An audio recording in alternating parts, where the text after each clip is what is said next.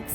How much fun is it to be out in Victoria? Well, we're here to go to one of your favourite restaurants, which is Restaurant M, one of London's premier steakhouses, to talk to the founder, Martin Williams, who really put the hashtag into dog friendly before hashtags existed. I'm Anna Webb. Welcome to A Dog's Life.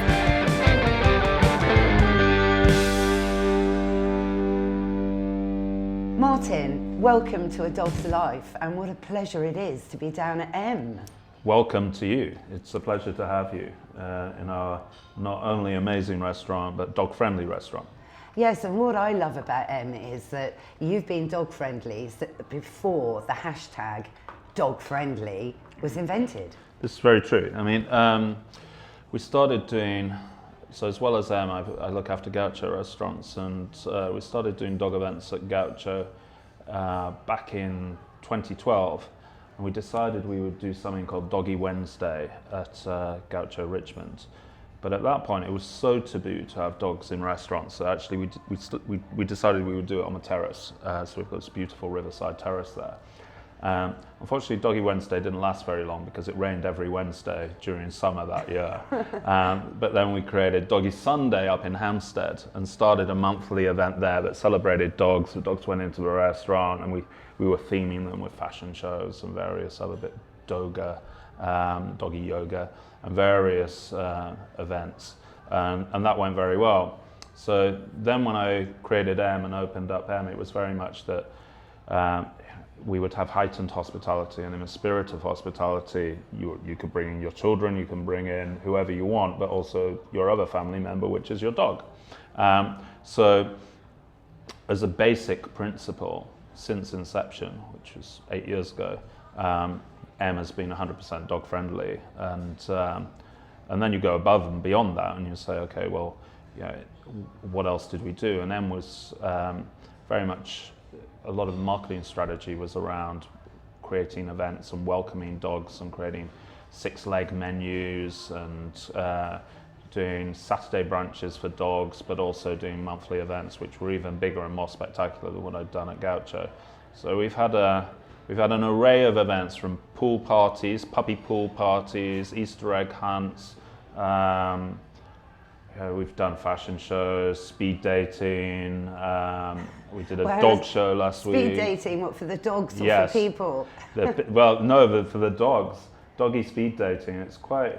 We got a love match the last time. 2 pugs started humping each other, so it was an absolute win. Well, I'm not sure whether they wanted puppies or not, but they were. It almost went too well. So yes, it's been probably about a decade of enjoying and celebrating dogs in restaurants, and if ultimately you're passionate about hospitality, that should extend to canines.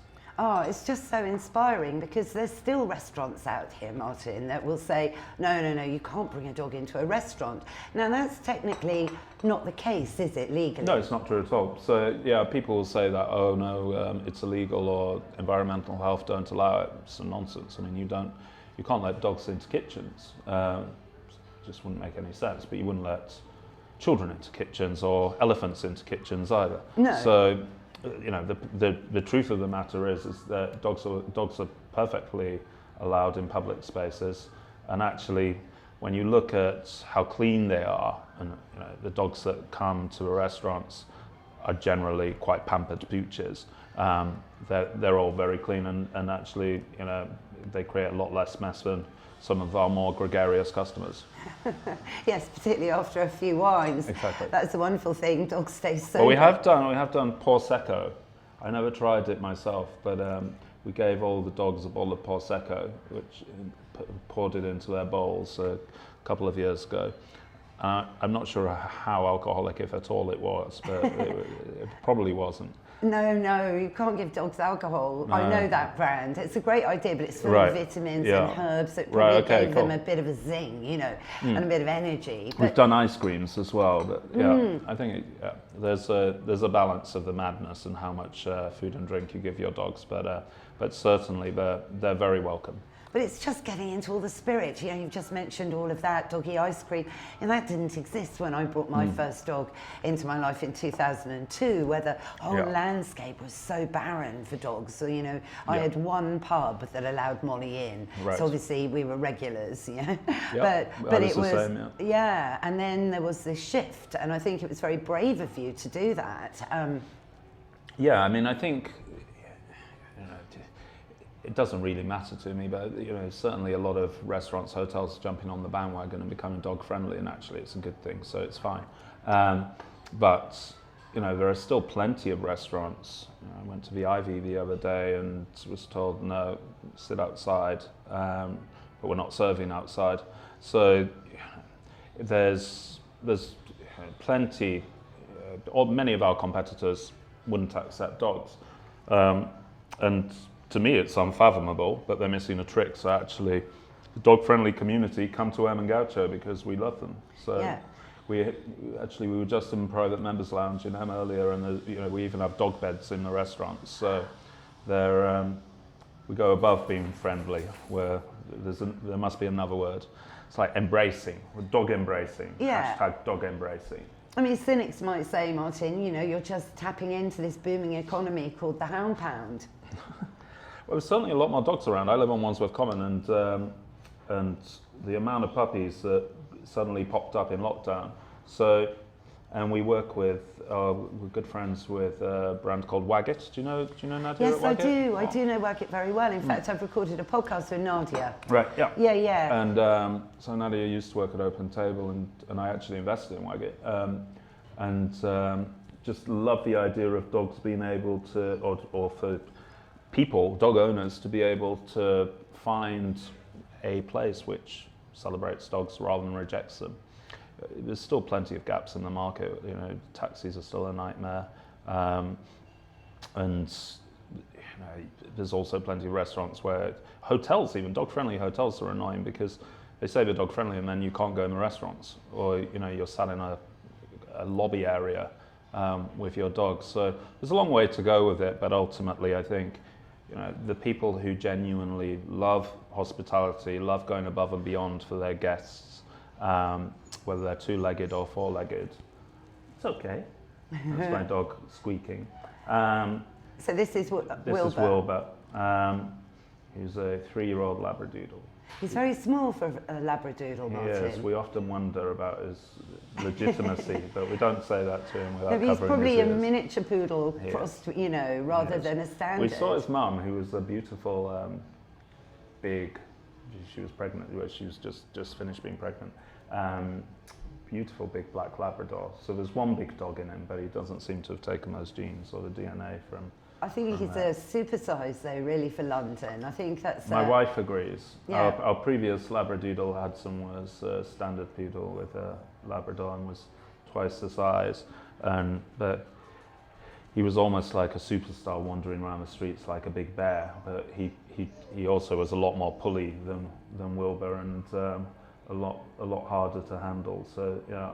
Wilbur's a perfect. He's like a giant lapdog. He thinks he's a lapdog, but he's too big for that. But he's great. He's great. Is he genuinely hypoallergenic? Yeah. He's hypoallergenic. Doesn't really shed. Just had a haircut, so he's not so curly, but loves coming out. I actually put a tie on him. So whenever we come into town, he wears a tie. So if I ever go into my tie cupboard, he starts running around in circles with joy of like, I'm going to work. I wish all of my employees were so excited to come to work. He was dancing around the room. I love his tie. So, you know, I'm honoured he's wearing his tie, That's you know. okay. But do you ever get any complaints from people? You know, any, people that suddenly come in and they see a bit of dog hair on the chair going, oh no, I'm going to have anaphylactic shock. I'm allergic to dogs. I think you have to be sensible. So, I mean, in the same way that we try and avoid dogs sitting on the furniture, and if they do, we suggest that they have a blanket underneath them. But people come to restaurants for different reasons. Some people will come because they want to feed their children. Some people will come for a hen do. Culturally, there are cultures which are scared of dogs. So you have to be sensible with your in any way. Forgetting dogs, you don't put a group of young ladies next to businessmen if they're going to be shouting and doing the hen do. You don't put a group of young guys who are out for pre-match meal and are getting boisterous next to a couple on a date. So you have to be sensible with how you seat people and the structure of your restaurant, and understanding everybody comes for a different reason. So there's a level of respect and appreciation for all guests, including those who have dogs. And I think if you cross those lines and you're clumsy with how you seat people and how you run your restaurant and the shift, you might get complaints. But the sort of preconceived idea that dogs are dirty or they're going to foul in a restaurant just doesn't happen. Yeah, no, I know. And what you're doing is a massive service for pet parents, by offering events for people like myself to go to. Sure. That's how you can train your dog, and that's how you get dogs used to. Well, it's very true. And it's actually, a self-fulfilling thing. To be honest with you, the behavior of dogs and dog owners was better pre-lockdown. You've now got a new dog owners whose dogs weren't socialized in restaurants because of lockdown. So they're discovering it for the first time, but a bit late. So they're a bit scared or they're a bit noisy. So actually, it is we're talking minutiae, but it's a bit trickier now than it has been historically. That is interesting. No, I know, I do. But actually, I think those people are probably more respectful of the restaurant as well. So. Yeah, and it highlights the fact that training dogs is so important. Sure. And how important socialisation really is. Absolutely. So everybody wants to be able to take their dog to a restaurant, we're here or Gaucho or their local pub. Yeah. But that takes a bit of work before you can do it seamlessly, and some dogs are better at it naturally than others. Yeah, I mean, it's surprising, when we've got friends who have got lots of rescue dogs. They've had various rescue dogs. And they either tend to be scared of people or dogs, right? So then they act up in front of people or dogs. So I think there are certain owners who go, this isn't going to work for me. But generally, most dog lovers, it works incredibly well. And what happens is if you get a certain amount of dogs in a restaurant, they almost go into a pet pack mentality and become very docile. And once they're relaxed, the guests are relaxed, the staff are relaxed, and it works very well. And it's mental enrichment. I remember when I was here for your Great M dog show, so I was honoured to judge it actually the other week, it wasn't long ago, and I had to do a piece on Talk TV, name dropping here and everything, and I was talking about feeding dogs being vegan is really not a very good idea. And I started the interview saying, the dogs here today are blessed because I'm in one of London's most premier steakhouses. So how lucky are these dogs? This is true. Which segues, a bit to this world we're living in, Martin. Do you ever get any ag, as it were, for serving a lot of meat? No, so we do a 6-leg menu where you dine with your dog, and that's a Saturday brunch thing. And actually, I think it is an enriching experience to dine with your dog. So when you have a chicken liver salad, they'll have chicken hearts that are dehydrated. When you eat a steak, they have a steak or they have a range of options with chicken and fish or steak on rice. So yeah, the fact that your dog is dining with you is actually quite a lovely thing. I think from a sort of enrichment perspective, and it being a wonderful thing to see dogs in restaurants, my favourite event we ever did, there was a situation where there was a pizza restaurant group, I forget the name, I won't tell you the name, who refused a blind man with his dog. And I was appalled by this. So on behalf of restaurants, I was like, I need to get this guy into M. So we bought him and his friends dinner, and the dogs came and ate, and it was wonderful. But then we decided, so he actually works for Guide Dogs for the Blind.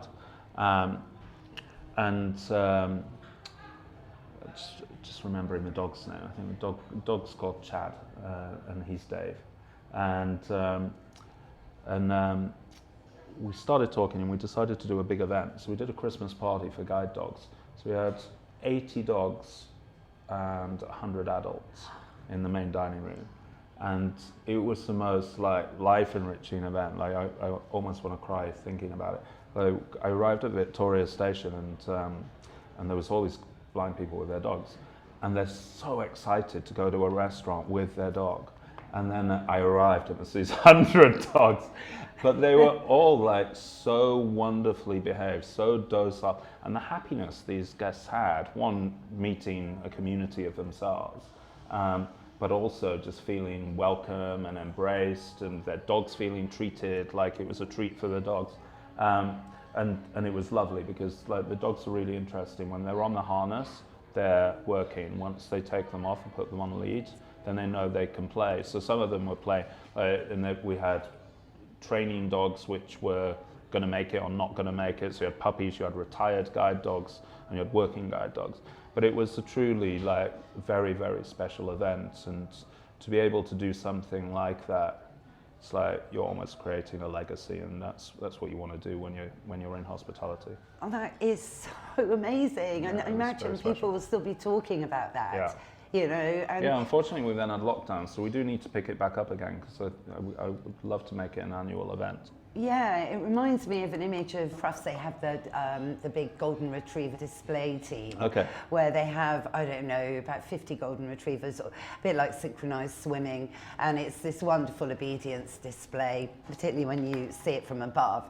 And I just got an image of that going on, Yeah. you know, in your main dining room, which Yeah. is huge, isn't it, Martin? Yeah, it's a great space. Really Usually the capacity is 160 people, but I think we got about 180 dogs and humans. So yeah, it was full. It was a full house, but a lovely treat. And I think, you know, whether it's guide dogs or normal dogs, and normal owners, you appreciate the experience equally. Yeah, I mean, there is that science of altruism, which, you know, I've been reading about lately, and, Right. you know, giving out Sure. is beneficial for you. You know, it helps stop tumours. Sure. I created Emma in 2014 and left Gaucho at the time, and it was 7 years of the hardest sort of personal journey I've ever gone through. So as a career, leaving paid employment and becoming an entrepreneur, going through Brexit, risking my home, my friends and family's money, each day was like equal measures of joy and pain. And we're having a photo with them. That's my producer. Pose, Wilbur. Oh.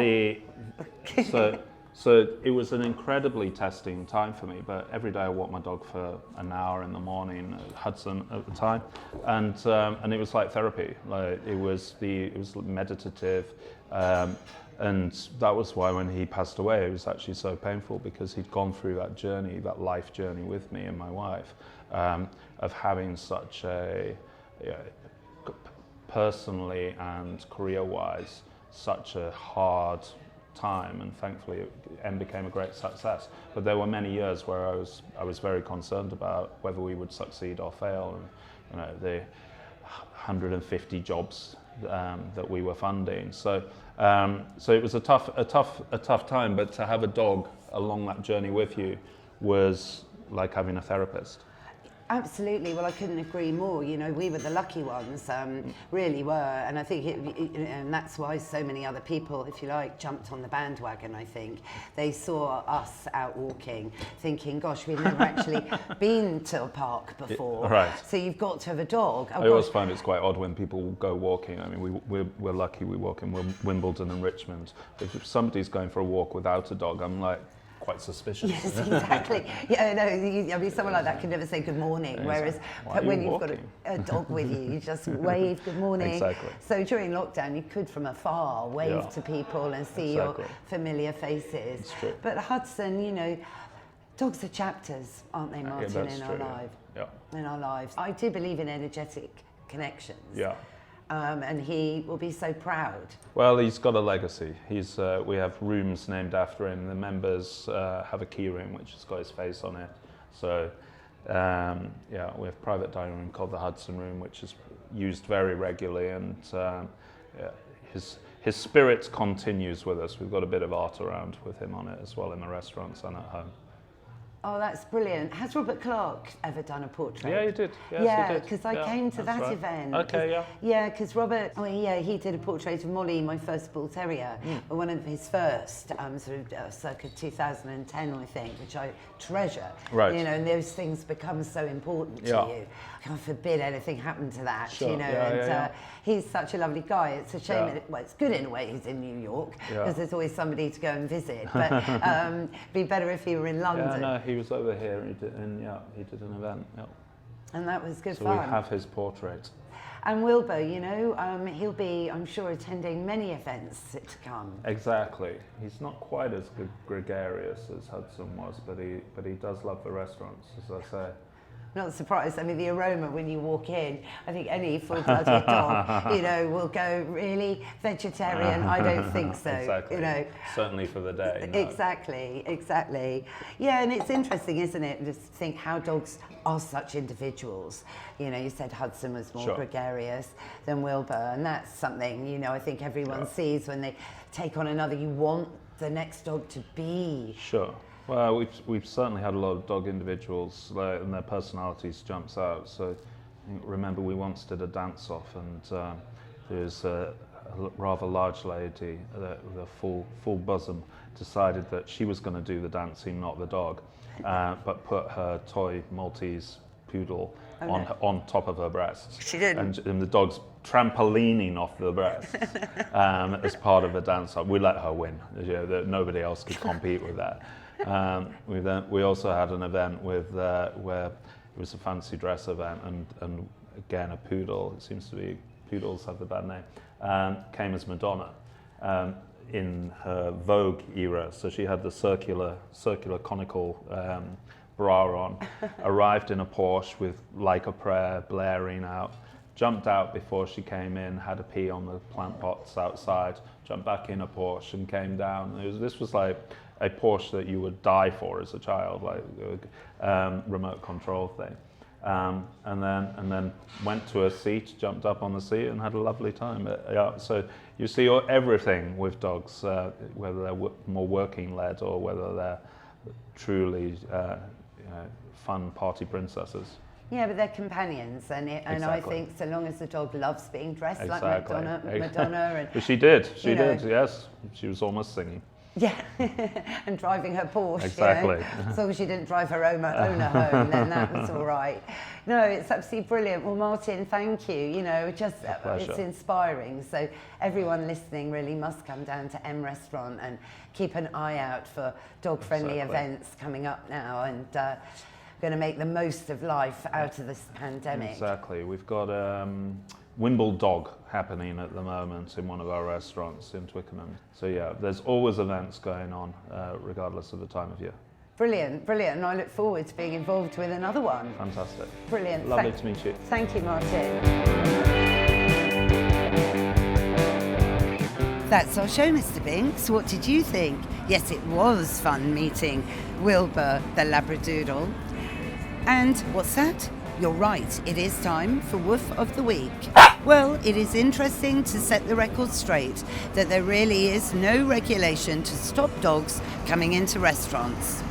Well, I hope you all enjoyed it. If you did, rate and review the show wherever you tune into your podcasts.